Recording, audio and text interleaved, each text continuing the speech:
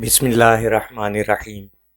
الصلاۃ والسلام علیک یا رسول اللہ وعلی آلک و اصحابک یا حبیب اللہ۔ لاکھوں کروڑوں درود محمد اور آل محمد پر کہ جن کے صدقے اور وسیلے سے اللہ پاک نے ہم پر اپنی بے پناہ عنایات جاری رکھی ہوئی ہیں۔ معزز سامعین کرام، السلام علیکم۔ حضرت ابراہیم بن علی بن عطیہ رحمۃ اللہ علیہ نے ایک مرتبہ خواب میں حضور نبی کریم صلی اللہ علیہ وآلہ وسلم کی زیارت کی تو عرض گزار ہوئے کہ یا رسول اللہ صلی اللہ علیہ وآلہ وسلم، میں آپ سے شفاعت کا سوالی ہوں۔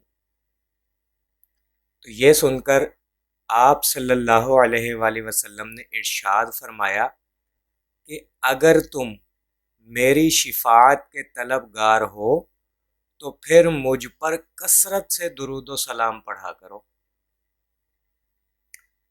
اور اسی طرح ایک اور مختصر سا واقعہ ہے کہ حضرت سید عبد المقصود سالم رحمۃ اللہ علیہ محکمہ پولیس میں بطور سپاہی ڈیوٹی سر انجام دیتے تھے اور روزانہ 1000 مرتبہ صبح میں اور 1000 مرتبہ شام میں درود شریف محبت اور ذوق شوق سے پڑھا کرتے تھے۔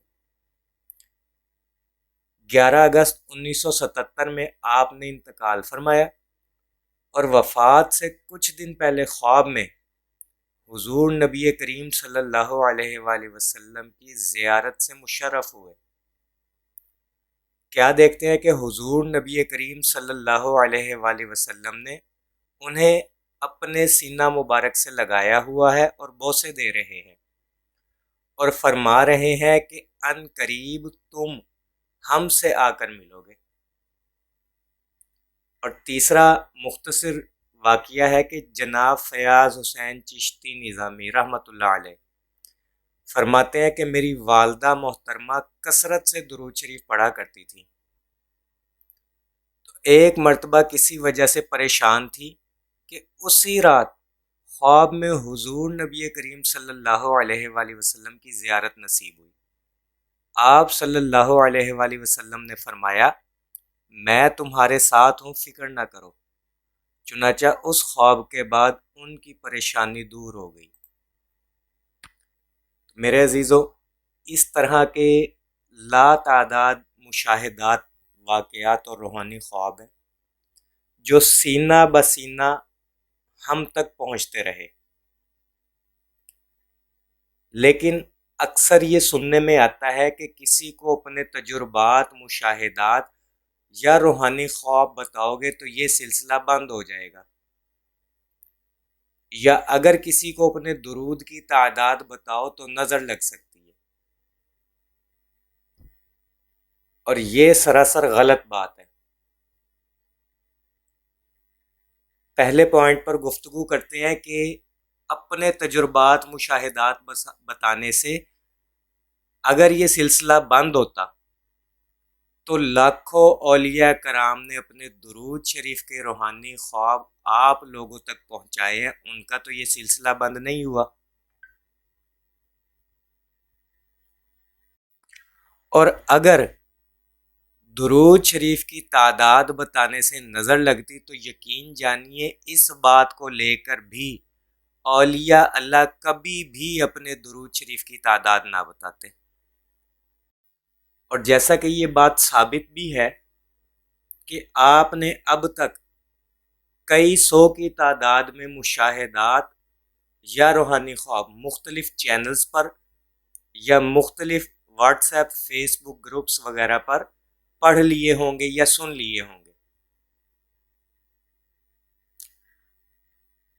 اگر یہ تمام لوگ جن کے مشاہدات آپ نے پڑھے یا سنے بخل سے کام لیتے تو آج آپ تک ایک بھی مشاہدہ نہ پہنچتا۔ یہ بات بھی 100% درست ہے کہ ہمارے مشاہدات اور روحانی خوابوں میں اور اولیاء اللہ کے روحانی خوابوں میں زمین و آسمان کا فرق ہے۔ جتنی کشش اور پڑھنے کا مزہ اولیاء اللہ کے روحانی خوابوں میں ہے وہ ہمارے خوابوں یا مشاہدات میں نہیں ہے۔ اولیاء اللہ اور بزرگان دین نے ہمیں اپنے مشاہدات بتلائے، خواب سنائے، نہ تو ان پر یہ سلسلہ بند ہوا اور نہ ہی نظر لگی، اور نہ ہی کسی کتاب میں منع کیا گیا کہ اپنے خواب کسی کو نہ بتاؤ۔ لہٰذا اپنے ذہنوں سے یہ بات نکال دیجئے کہ مشاہدات بتانے سے یا درود کی تعداد بتانے سے نظر لگ جاتی ہے اور سلسلہ بند ہو جاتا ہے۔ تجربات، مشاہدات بتانے سے یہ سلسلہ بند نہیں ہوتا، نہ ہی نظر لگتی۔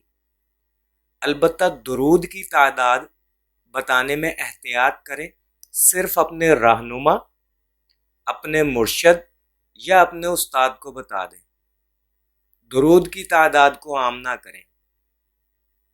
اپنے مشاہدات دعوت و تبلیغ کی نیت سے عام کریں، اور اگر کوئی شخص دعوت و تبلیغ کی نیت کے بجائے یہ سوچ کر لوگوں تک اپنے مشاہدات پہنچاتا ہے کہ اس سے میری بڑائی ہوگی، لوگ مجھے نیک تصور کریں گے، یا میرے ایک ریٹنگ بڑھے گی چینل کی یا فیس بک یا واٹس ایپ، تب یہاں معاملہ خراب ہوتا ہے۔